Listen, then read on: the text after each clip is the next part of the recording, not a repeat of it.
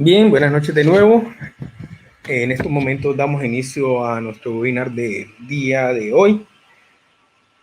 Es para mí un placer y un verdadero honor presentar a mi amigo, maestro y colega, el doctor Gustavo Márquez Salón. Él es especialista en medicina interna, diabetología e hipertensión. Él es expresidente de la Federación Diabetología Colombiana y de la Asociación Colombiana de Medicina Interna. Es una de las personas que nos contribuyó en las guías colombianas de manejo de pie diabético en varias oportunidades. Es miembro honorario de la Asociación Latinoamericana de Diabetes, miembro de la Asociación Colombiana de Cardiología y también miembro honorario de la American College of Physicians, para lo cual quiero agradecerle a él su presencia, agradecer a la ACMI el poder vincularnos de esta manera y a Euroética por ayudarnos con el patrocinio y la divulgación de este tipo de actividades y eventos. Bueno, doctor Gustavo Márquez, lo dejo con su tema de hoy, lo que es la vitamina D, la diabetes, complicaciones y todo lo relacionado con riesgo cardiovascular. Muchas gracias al doctor Brujés por su presentación. Gracias a Euroética por patrocinarme y a la ACMI por el excelente manejo que le está dando a la educación médica a través de estas conferencias o teleconferencias. Tienen realmente una oportunidad de actualización. Me honra mucho que el doctor Jaime Brujés, diabetólogo y profesor de medicina, sea la persona que va a hacer la moderación al final de la conferencia. La D es muy importante y por lo tanto tenemos que tener, gracias a llegar a la síntesis de una forma activa de la misma, gracias a la luz ultravioleta, la radiación solar logra que de esta piel se puedan activar de provitamina D3, como por ejemplo la síntesis de dehidrocolesterol, como el colecalciferol. Una vez que nosotros tenemos colecalciferol, se requieren hidroxilaciones, una hidroxilación hepática y una hidroxilación renal para llevarlo a calcitriol, que es el metabolito activo de la vitamina D, calcitriol o vitamina D3. La vitamina D es capaz de ser transportada a merced a algunas proteínas inducidas por ella misma, como la calvindina, y la absorción de calcio es muy importante dentro de todas las funciones que cumple la vitamina D. Podría pensarse que adquirimos con la alimentación cantidades suficientes de vitamina D, mas no siempre eso es cierto. Hay personas que son vegetarianas, veganos, que son ovo-vegetarianos y no logran la alimentación que contiene cantidades que correspondan a los requerimientos diarios. Para personas mayores de 70 años, el requerimiento es de 800 unidades diarias y para un rango de edad entre 9 y 70 años, 600 unidades diarias. Entonces, no siempre en la alimentación hay la disponibilidad suficiente. Por otro lado, la radiación solar es muy importante. En los países donde hay varias estaciones, se ve que en las estaciones donde las personas no reciben directamente el sol, los niveles de vitamina D pueden bajar. Y es que la luz solar realmente va a producir una activación. El ergosterol pasa a ergocalciferol. El 7 de hidrocolesterol pasa a colecalciferol. Es pues muy importante que la radiación ultravioleta produce esta transformación de hidrocolesterol a colecalciferol, y luego el hígado, mediante una hidroxilación por la 25 hidroxilasa, va a producir 25 hidroxicolicalciferol. Posteriormente, el riñón hace una segunda hidroxilación por una alfa hidroxilasa, y es así como finalmente vamos a tener el 1,25 hidroxicolecalciferol o calcitriol. Habíamos dicho inicialmente que la vitamina D es muy importante en la absorción intestinal de calcio, también de fósforo y también de magnesio. En el hueso es muy importante porque activa a los osteoclastos y así estimula la resorción ósea, que va seguida de una remodelación dada por los osteoblastos, estableciendo así un ciclo de renovación, de reestructuración del hueso. Y además, a nivel renal, la vitamina D aumenta la reabsorción tubular de calcio y de fósforo.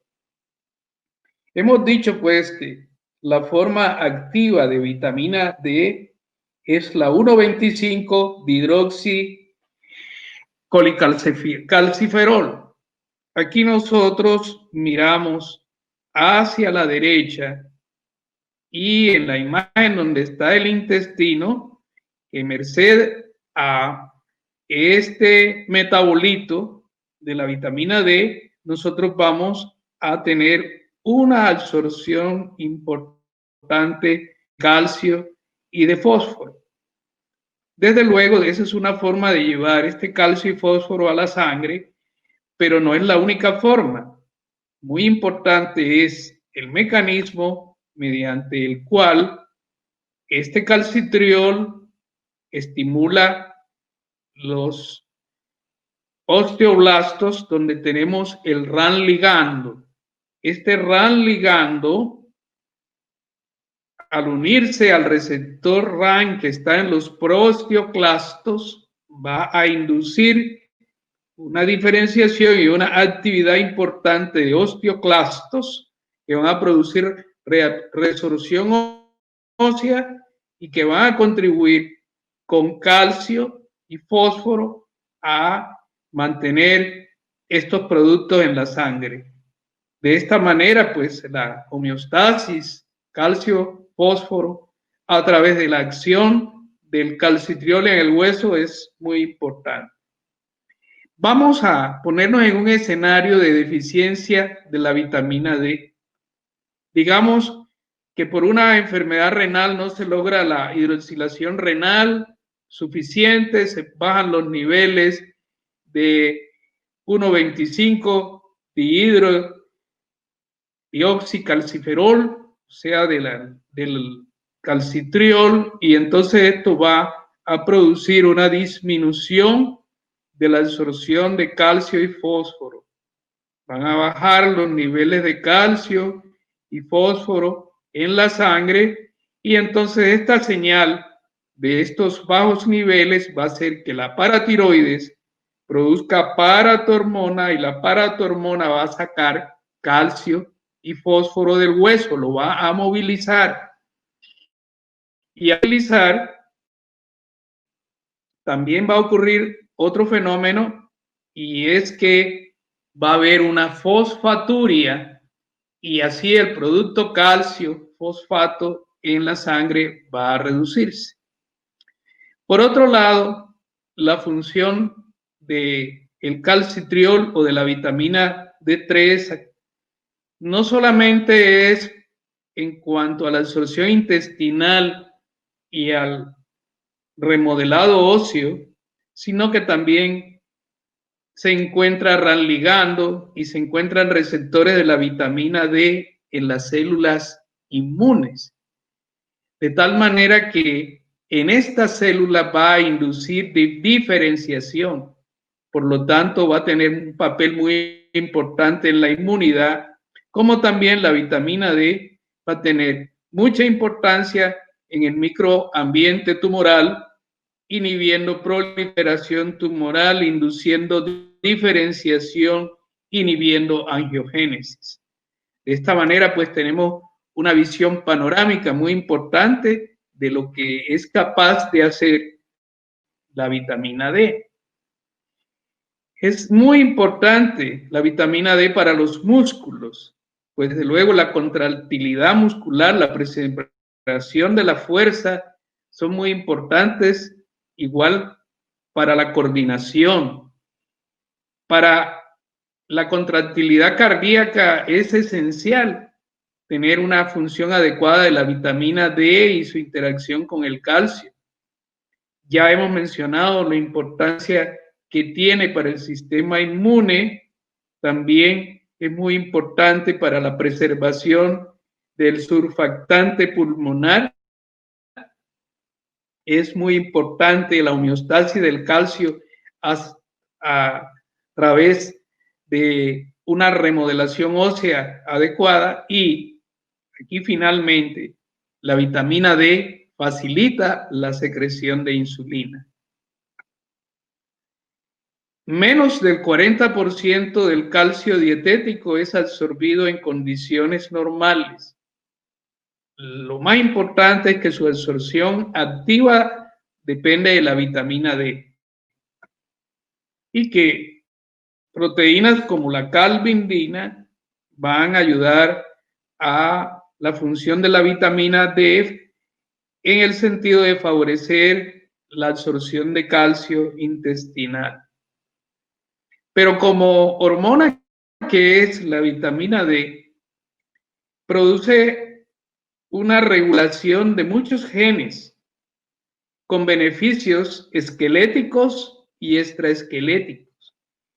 Hay un receptor nuclear para la vitamina D y lógicamente al estimularse este factor nuclear, esto va a generar la expresión de varios genes que son muy importantes para el control de diferentes sistemas, de diferentes maquinarias de funcionamiento. Importante considerar y recordar que existen receptores de la vitamina D en células pancreáticas, y esto nos habla de la importancia que tiene la vitamina D en la aparición de diabetes. Cuando tenemos deficiencias de vitamina D, es posible que haya más factibilidad de contraer diabetes mellitus de tipo 1. En pacientes con este diagnóstico se han encontrado niveles más bajos de calcitriol, y hay una coincidencia en que en otoño e invierno la mayoría de los casos de diabetes mellitus de tipo 1 se diagnostican. La diabetes mellitus de tipo también es menos prevalente en trópicos y subtrópicos, lo que puede indicar una relación con la posibilidad de activar la vitamina D por la luz solar en los países donde hay más exposición solar. Y con el tiempo los pediatras y los médicos en general se nos ha olvidado la prescripción y el mantenimiento suficiente en nuestros pacientes de dosis adecuadas de vitamina D. En un metaanálisis realizado, incluyendo 4 estudios de casos y controles, se identificó que el riesgo de desarrollar diabetes tipo 1 se reducía significativamente en los niños que habían recibido suplementos de vitamina D. Aquí les muestro ese metaanálisis, y especialmente en países europeos los niños que habían sido suplementados tuvieron una reducción del 29% del riesgo de desarrollar diabetes de tipo 1.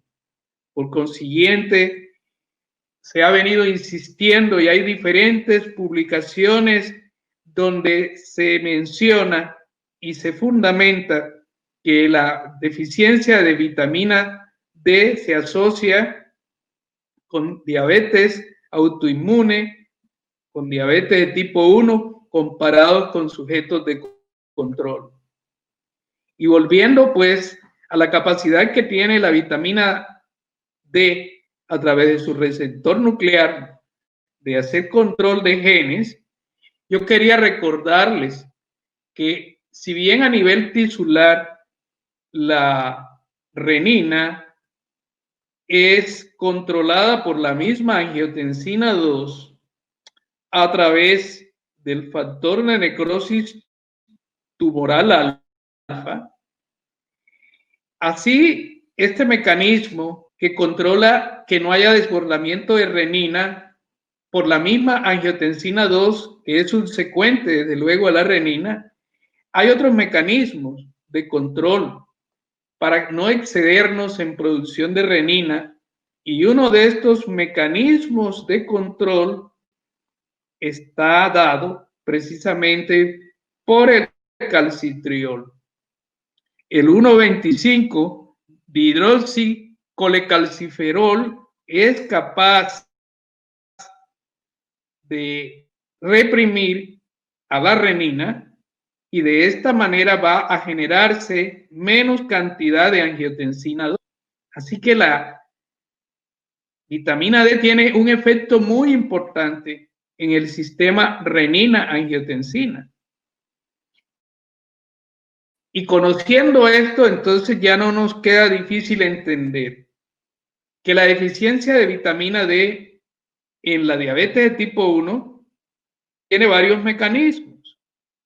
Al haber deficiencia, va a haber un menor control de la inflamación, va a haber un exceso de interleucinas, de factor de necrosis tumoral alfa, de interferón gamma a nivel pancreático. Se aumenta la respuesta de los linfocitos Th1, puede haber lesión de células beta y todo esto concurre por la deficiencia de vitamina D. Pero igualmente en la diabetes de tipo 2 nosotros tenemos que disminuye la secreción de insulina. Es muy importante para la célula beta que haya suficiente nivel de vitamina D en el proceso de secreción. Pero a más de eso, al haber deficiencia de vitamina D, no se frena suficientemente la renina. Se va entonces a generar más angiotensina 2 y sabemos que la angiotensina 2 va a dañar la señalización de la insulina en su receptor, ocasionando insulinoresistencia. Entonces tenemos un mecanismo que disminuye la secreción y otro mecanismo que aumenta la resistencia a la insulina cuando hay deficiencia de vitamina D. No en vano, la reducción de la renina tiene un efecto favorable. Cuando no hay ese freno de la renina, entonces vamos a tener más expresión de angiotensina 2, vamos a tener más enzima convertidora de la angiotensina 2 y vamos a tener cambios en el tono vascular. Debemos recordar en esta época de pandemia que tener una actividad mayor de ECA2 es tener más receptores para el SARS-CoV-2, para el coronavirus, de tal manera que la vitamina D en dosis adecuada modularía un poco la expresión de ECA2 para no tenerla sobreexpresada y correr con el riesgo de asumir o recibir una carga de SARS-CoV-2 mayor en en los receptores. Por otro lado, alteraciones en el mecanismo del calcio derivadas de la deficiencia de vitamina D pueden alterar la expresión genética de algunas apoproteínas y contribuir a hiperlipidemia. Si ustedes suman todo esto, resistencia a la insulina, hipertensión arterial, hiperlipidemia, pues estamos enfrente de un síndrome metabólico. A raíz de que se ha venido confirmando la importancia de la vitamina D en la secreción de la insulina, se han realizado varios trabajos para determinar si la suplementación con vitamina D3 mejora o no mejora la sensibilidad de la insulina, utilizando, por ejemplo, CLAM hiperinsulinémico euglicémico. Aquí les estoy presentando un trabajo publicado recientemente en el European Journal of Endocrinology, y ustedes ven que a varios pacientes participantes con alto riesgo de diabetes o recién diagnosticados con diabetes de tipo 2, se determinó sensibilidad a la insulina mediante CLAM, mediante OMA2, y se les determinó también función o índice de disposición en células betas e índice insulinogénico. A los pacientes que se les administró 5,000 unidades diarias fue mucho mejor. Los individuos que tuvieron esa suplementación por 6 meses mejoraron la sensibilidad periférica a la insulina y la función de la célula beta, sugiriendo que puede reducir el deterioro metabólico en esta población. Es muy interesante recordar que la reducción de vitamina D fue predictor de complicaciones microvasculares y macrovasculares. Ustedes bien recuerdan el estudio Field. El estudio Field, publicado en David's Care en el año 2015, nos recuerda que una población importante de casi 10,000 diabéticos se utilizó fenofibrato para mirar los desenlaces cardiovasculares en diabéticos de tipo 2, y curiosamente en este estudio se encontró que el 50% de los pacientes tenían niveles bajos de vitamina D. Entonces se compararon en este estudio los pacientes que tuvieron menos de 50 nanomoles por litro de vitamina D3, se compararon con aquellos que tuvieron más de 50. ¿Y qué pasó? Que hubo más eventos macrovasculares en los pacientes que tenían menos vitamina D, al punto que hubo una reducción del 23% de eventos macrovasculares.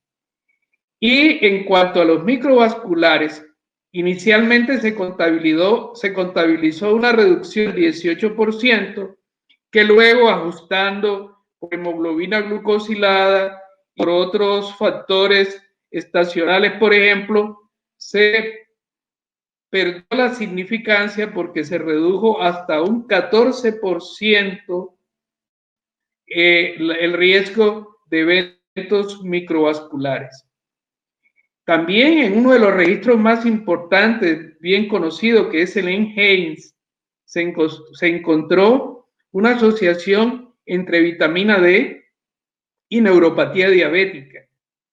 Estos fueron los resultados del 2001 al 2004 y se concluyó por los datos del registro que insuficiencia de vitamina D se asoció con los autorreportes que se hacían de neuropatía periférica sintomática, aún después de todos los ajustes por factores demográficos, obesidad, comorbilidades y el uso de medicaciones para la neuropatía y para la diabetes. También en esta otra publicación se confirma que los niveles de 25 hidroxivitamina D, cuando están bajos, se asocian con la presencia de más pacientes diabéticos con neuropatía.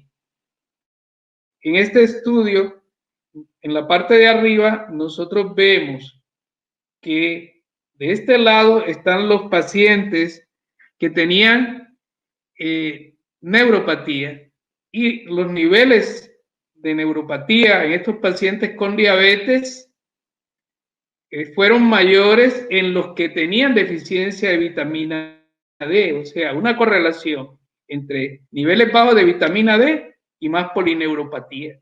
Y en aquellos pacientes con diabetes que fueron intervenidos, hubo menos presentación de polineuropatía diabética. Este estudio que les voy a presentar ahora, que tiene también una publicación reciente de hace 2 años, es muy interesante, porque se trata de correlacionar si los niveles de vitamina D corresponden con ciertos niveles de dolor en la polineuropatía periférica dolorosa. Y digo que es un estudio muy importante, porque aquí se utilizó no solamente un score para determinar el dolor y el déficit neuropático, sino que aquí claramente se ve por histología en biopsias de la piel la densidad de fibras nerviosas intraepidérmicas. De esta manera se pudo establecer una correlación, inclusive numérica o porcentual, entre los pacientes que estaban con mayor dolor neuropático, que tenían menos densidad de fibras nerviosas, o sea, que hay una confirmación, no solamente por síntomas clínicos, sino porque ellos correlacionaban con cambios en la densidad de fibras nerviosas. Y aquí se pudo determinar claramente que los pacientes que tenían más dolor en la neuropatía diabética eran aquellos que tenían niveles más bajos de vitamina D. Y cuando se trata de el score, precisamente de carácter neuropático para el dolor, se ve que en la medida en que nosotros vamos teniendo niveles más bajos de vitamina D, nosotros vamos teniendo scores más altos que reflejan mayor compromiso sintomático. Igualmente, se ha correlacionado el dolor musculoesquelético con los niveles de 25 hidroxivitamina D, concluyendo que en los pacientes con niveles bajos de vitamina D al ingreso en un servicio de rehabilitación por dolor agudo, el dolor fue mucho mayor, y la inversa. El nivel de menos de 20 nanogramos por mililitro se encontró que tuvieron intervalo de dolor musculoesquelético no específico más alto comparado con los pacientes con niveles de más de 20 nanogramos por mililitro. Y en dolor crónico, pues también se ha encontrado que los suplementos de vitamina D en pacientes con bajas concentraciones séricas pueden ser una manera fácil y segura para disminuir el dolor crónico, principalmente musculoesquelético en muchos pacientes.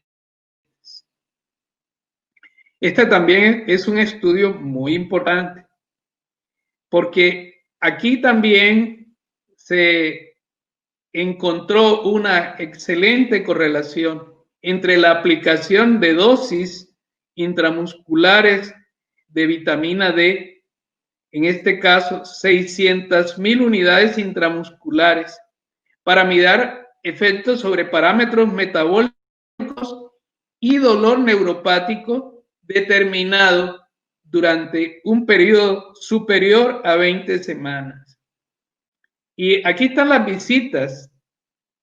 Después de la aplicación, la visita 2, la visita 3, la visita 4, la visita 5 y una serie de medidas para el dolor neuropático por diferentes escalas que miden síntomas y que miden parámetros de compromiso neuropático, y se observó cómo los valores, el score se va reduciendo en la medida en que se va progresando en el curso de las 20 semanas.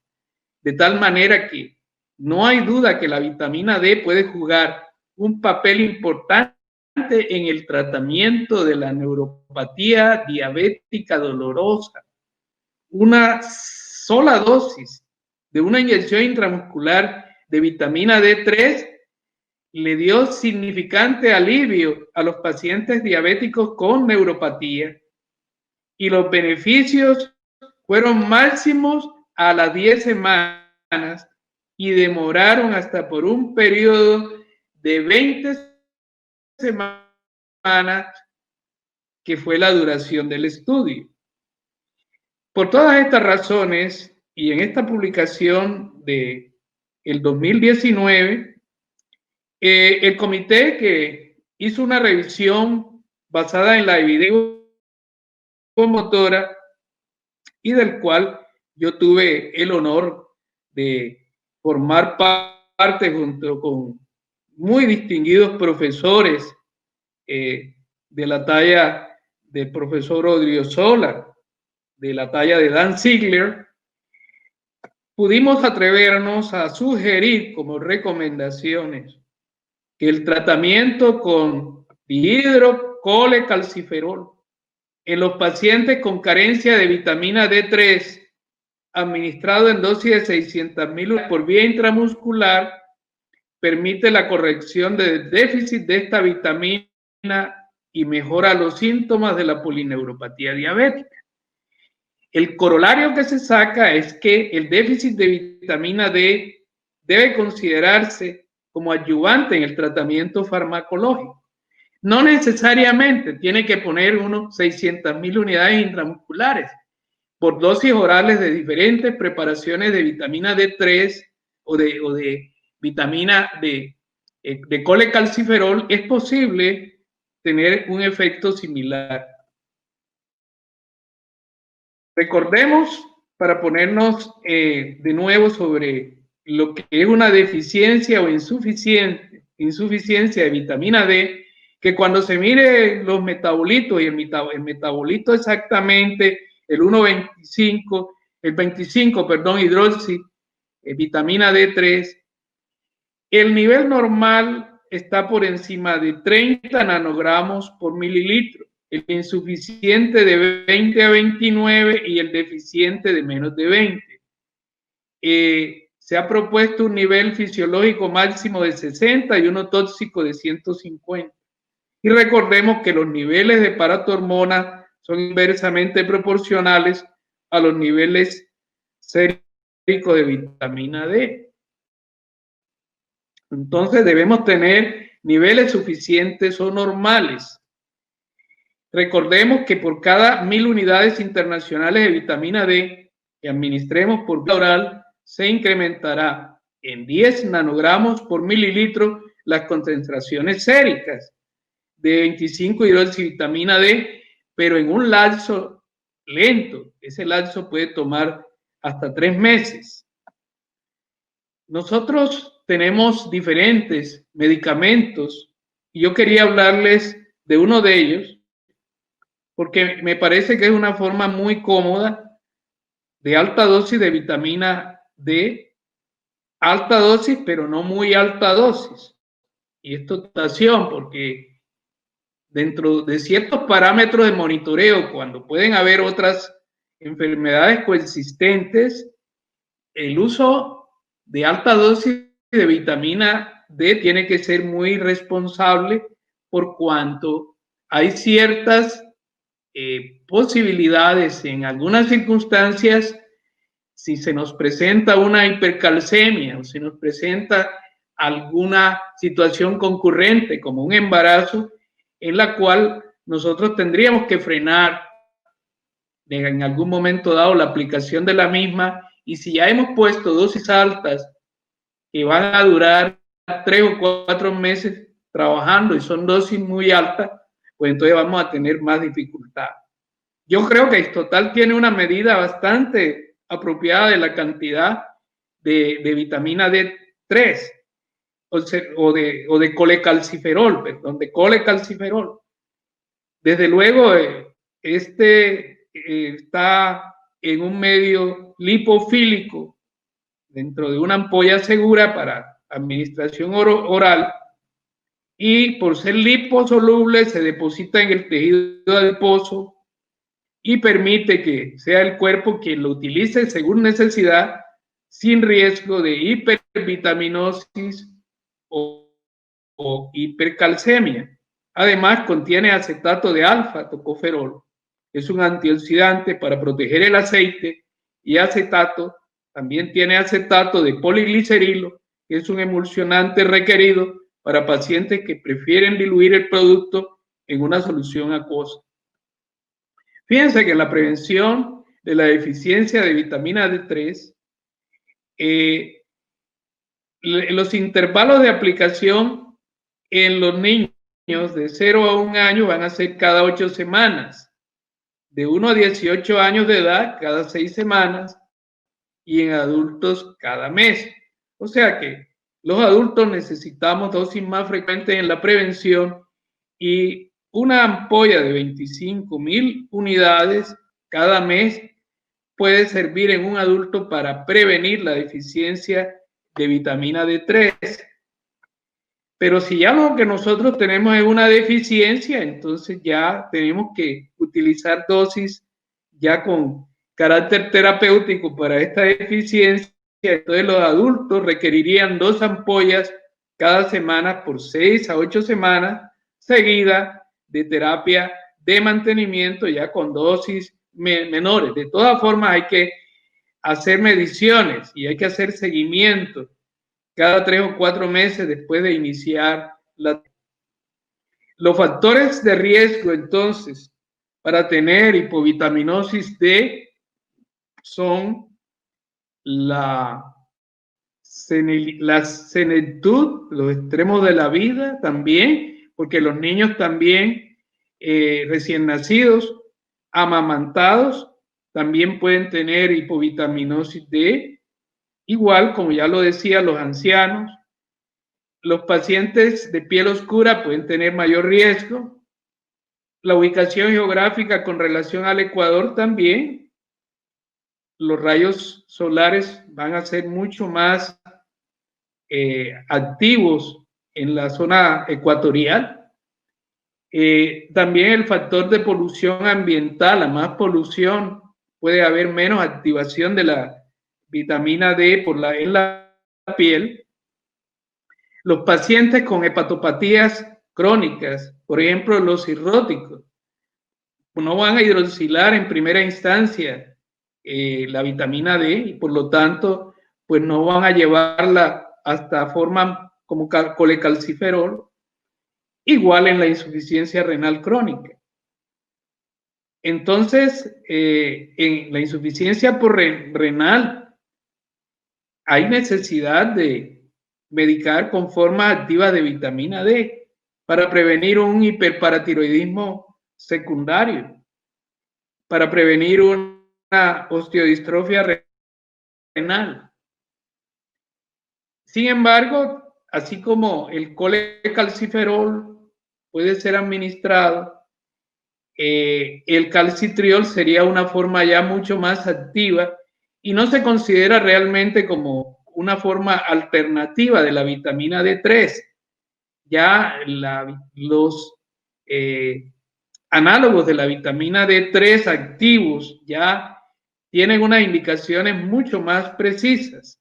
Entonces, también estas indicaciones mucho más precisas también determinan un alto perfil de efectos secundarios, por lo tanto se requiere un monitoreo médico mucho más estricto.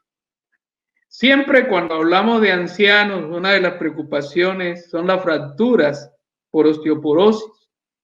Se ha establecido por algunos organismos como la Fundación Internacional de Osteoporosis que para la prevención de osteoporosis se requieren 800 unidades internacionales diarias, para la prevención de caídas 100.000 unidades internacionales diarias, pero la dosis puede incrementarse hasta 2.000 unidades al día en individuos con alto riesgo de hipovitaminosis, por ejemplo, obesos, pacientes con osteoporosis, pacientes con exposición limitada al sol, y en poblaciones no europeas como las del Medio Oriente, sur de Asia, o inmigrantes de tales regiones que viven en Europa.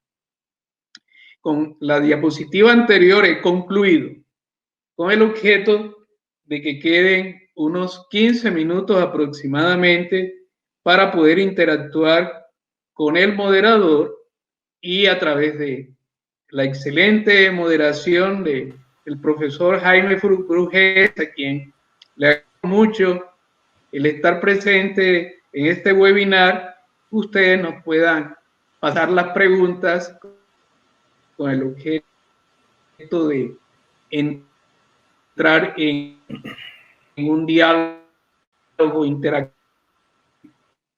Muchas gracias. Bueno, muchas gracias, doctor Gustavo Márquez. Bien, creo que estamos bastante activos en preguntas. Hay varias interrogantes y algunos relacionados con la presencia de COVID-19. Por ejemplo, la doctora Ana Cristina Ochoa pregunta que por qué se está hablando en estos momentos de déficit de vitamina D, en aquellos pacientes que tienen peor pronóstico del COVID-19. ¿Qué nos puede responder a eso, doctor Gustavo Márquez? Sí, hay varias cosas que están relacionadas con los niveles de vitamina D y el COVID. Si nos coge la enfermedad con niveles bajos de vitamina D, nuestra respuesta inmune probablemente no va a ser una respuesta apropiada. Bien sabemos que en el COVID, cuando se desata una inflamación muy severa, lo que se ha llamado desbordamiento o tormenta de citoquinas, es el fenómeno inflamatorio muy determinante en la gravedad y en el pronóstico de estos pacientes. El sistema inmune tiene modulación. Esa modulación no puede ser hacia el alza, hacia demasiada actividad que genere inflamación, y en buena parte de esa modulación tener niveles apropiados de vitamina D es necesario, porque en la autorregulación de la respuesta inmune, precisamente la vitamina D juega un papel muy importante. Pero no solo eso. Si yo no tengo niveles suficientes de vitamina D, yo no voy a tratar de represar la renina. Entonces, la renina no represada, no frenada por la vitamina D, me va a generar más angiotensina 2. Esto cobra mayor valor en el paciente hipertenso y en el paciente obeso y en el paciente diabético que tienen la renina sobre la angiotensina 2 sobreexpresada.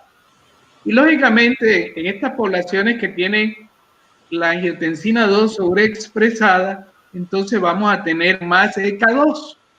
Y tener más ECA2 quiere decir que vamos a tener más receptores para el coronavirus.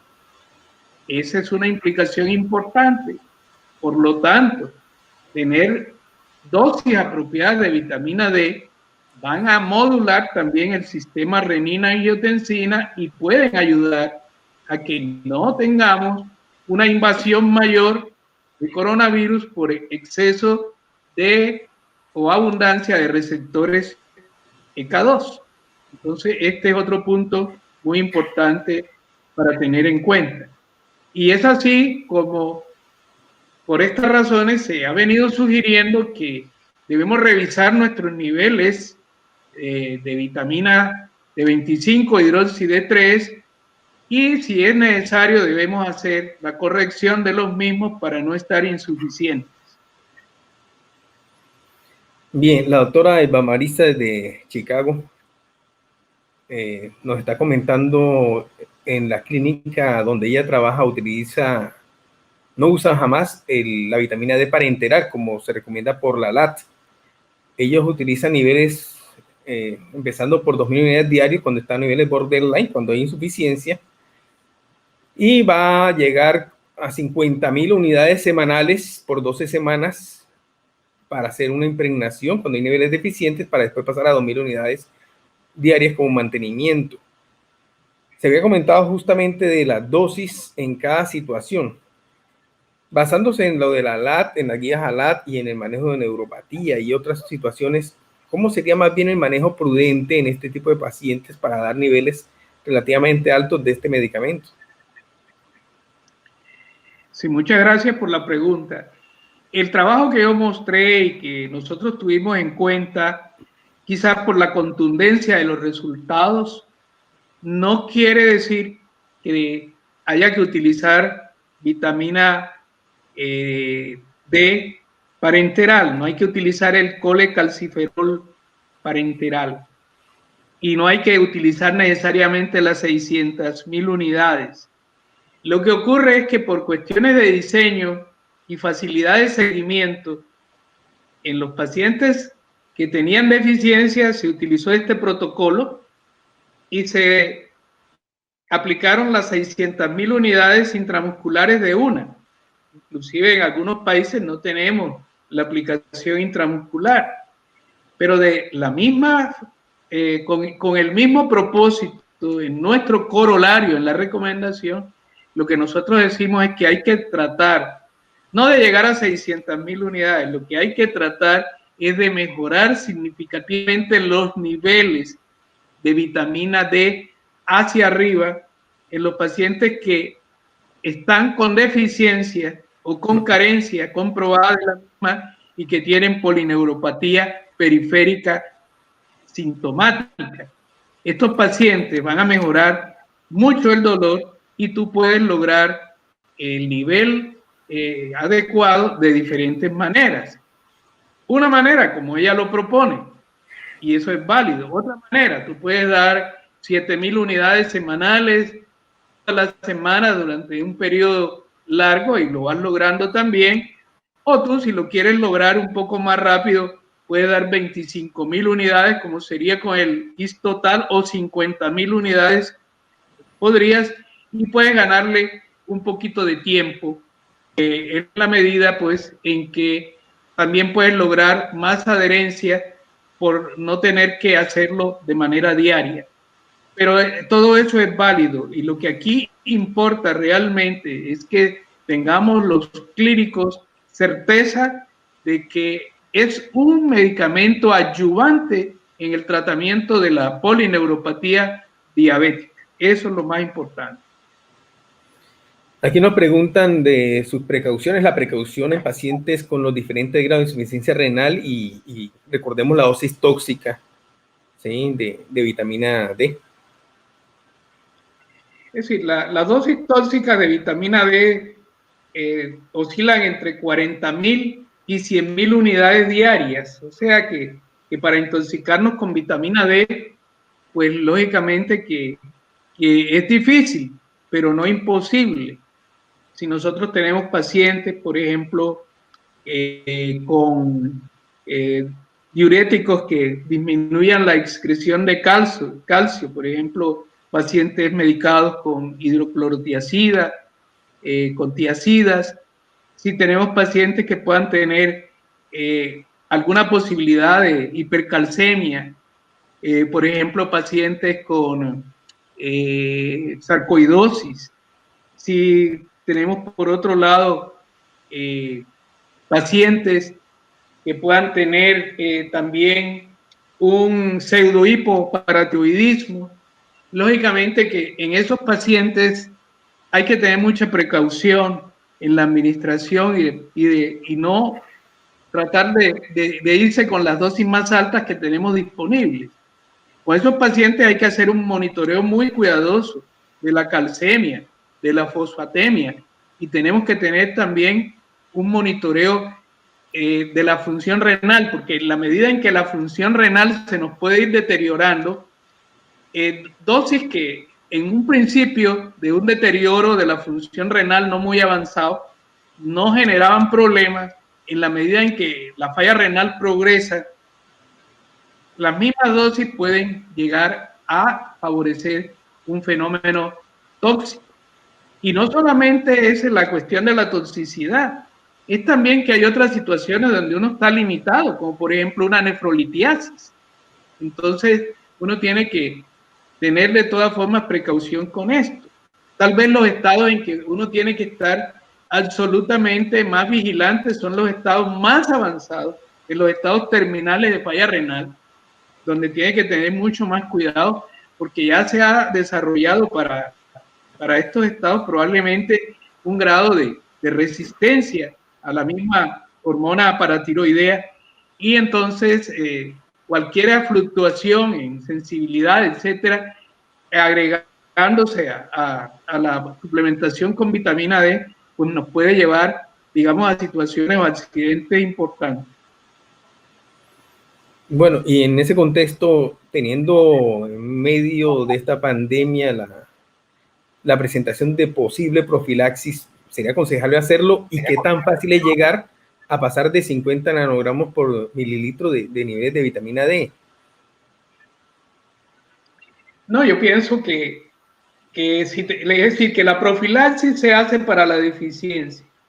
Es decir, la profilaxis lo que quiere es que no estemos deficientes, que no tengamos menos de 30 nanogramos por decilitro.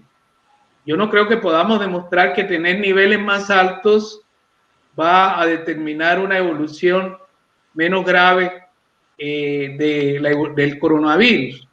Yo pienso que, como todo en el organismo, uno tiene que tener un equilibrio, y la vitamina D es una hormona, y las hormonas siempre lo que tratan es de provocar efectos para lograr una regulación apropiada. Entonces, con que nosotros tengamos dosis profilácticas, como ya fueron señaladas, dosis que, por ejemplo, en los adultos sean de 25,000 unidades, por ejemplo, de Histotal cada mes. Entonces, con eso va a ser suficiente. Lo importante es que de pronto nosotros no lo hagamos simplemente como por intuición, de creer que estamos en niveles bajos. No. Lo ideal sería realmente ver si la persona tiene insuficiencia, y si tiene insuficiencia, corregirla. Ahora, si los niveles no los tiene muy altos y quiere recibir unas dosis, en este caso no hay que dar dosis muy altas si lo que quiere es tratar de no caer en la insuficiencia. Esta no sería como una indicación, digamos, digamos, precisa, pero pudiera, digamos, estar cerca de la indicación profiláctica, y entonces se daría probablemente un poco más.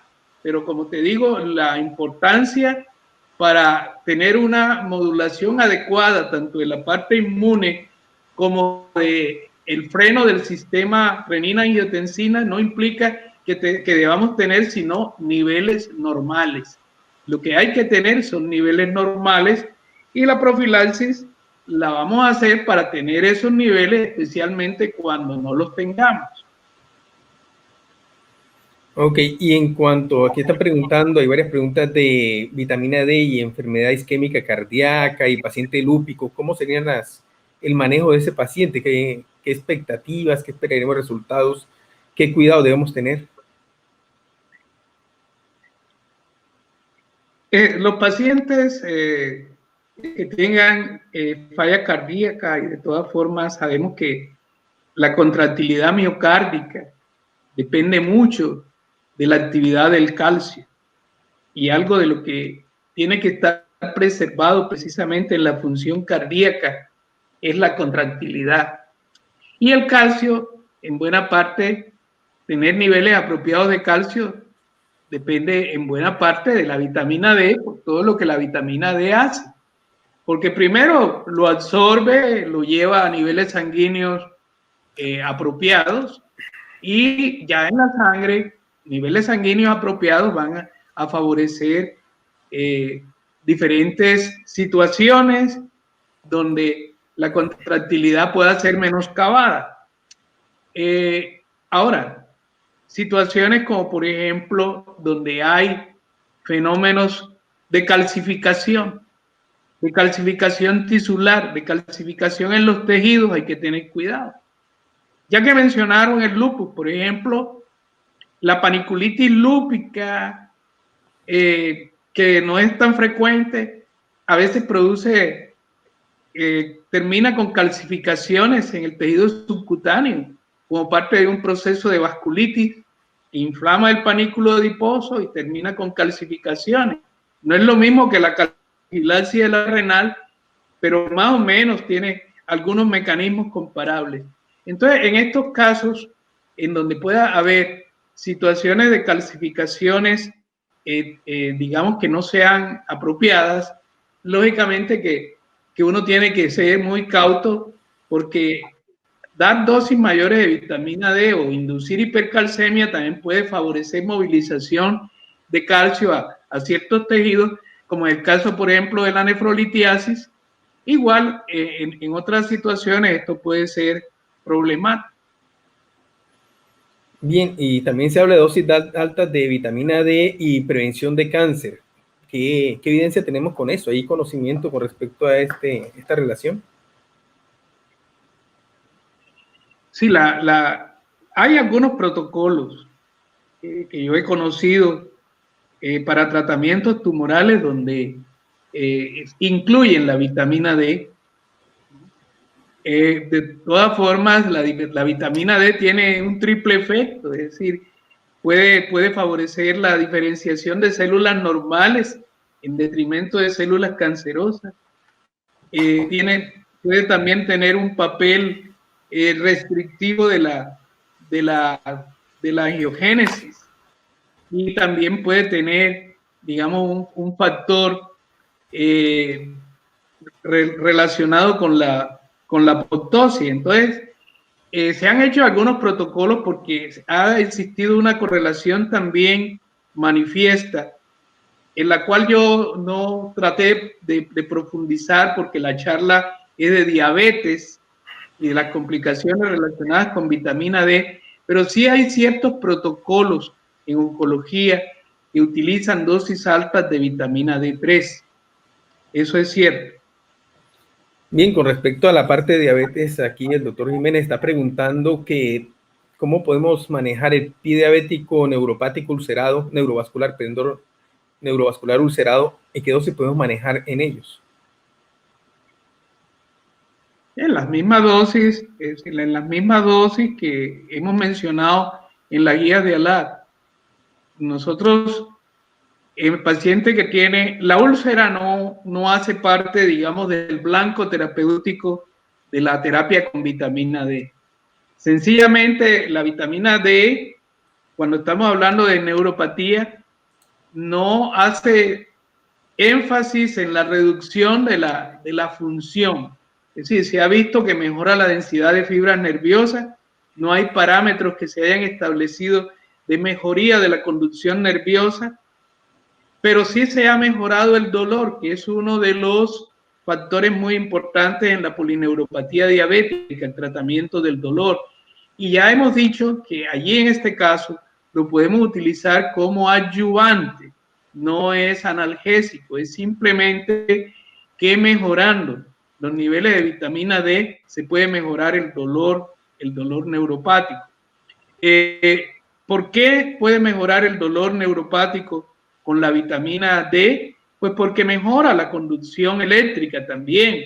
Es decir, el calcio de todas formas influye tanto en el músculo como en el nervio y en el hueso, y hay una trilogía prácticamente allí donde si el músculo en su diálogo con el hueso encuentran que puede haber factores importantes para favorecerse el uno con el otro. Y esto estoy hablando metafóricamente de señales moleculares. El calcio podría favorecer en beneficio de la remodelación ósea y de la fuerza muscular, podría hacer una sinergia que se va a traducir también en mayor integridad y conservación del trofismo de las extremidades. De tal manera, pues, que en las úlceras neuropáticas no es tanto el blanco de la úlcera en sí, sino la mejoría de la neuropatía por la vitamina D. Bien, De la aquí hay un neuropatía, perdón, de los síntomas. Sí. Aquí hay un comentario de la autora María Gracia Girone, donde nos dice y nos llama la atención al gremio de la salud, gremio médico, que ni siquiera nosotros conocemos nuestros propios valores de vitamina D, no estamos acostumbrados a medirlo. Y dice que hay resistencia del mismo gremio médico al uso de dosis altas de vitamina D últimamente. ¿Qué considera usted, doctor Márquez, con este punto de cuál sería la dosis máxima que podemos utilizar? O sea, ¿es aconsejable estas dosis altas de una sola dosis semanal o quincenal o mensual o una dosis diaria? ¿Qué podemos afirmar con respecto a ese punto? Yo creo que no hay nada en este momento muy definido con relación a esto. En primer lugar, pues me complace muchísimo, me siento súper honrado de que María Gracia esté en la audiencia, me siento supremamente honrado y le mando un saludo muy cariñoso. Ella tiene razón, nosotros realmente no nos hemos preocupado por nuestros datos, no hemos hecho trabajo para mirar cuáles son nuestros niveles. Pero con relación a la segunda parte, que es la que en este momento mucha gente se plantea, es decir, en pocas palabras voy a tratar de resumir la última parte de tu pregunta.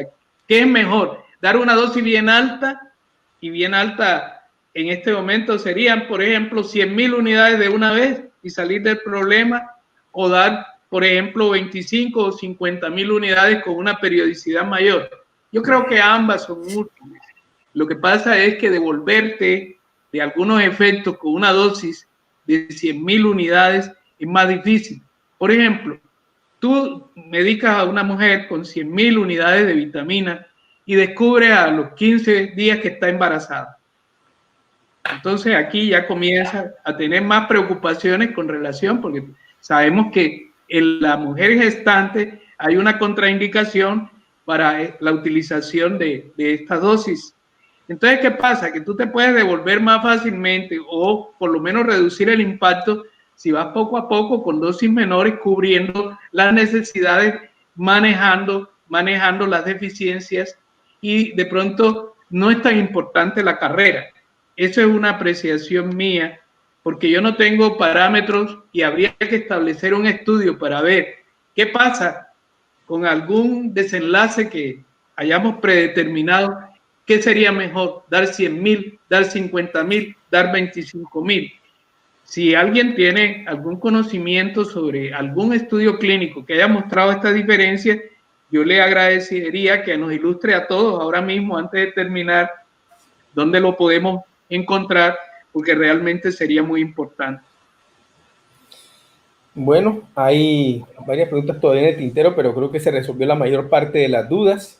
Ya siendo las 8:03, estamos con el tiempo, nosotros somos relativamente estrictos con el tiempo.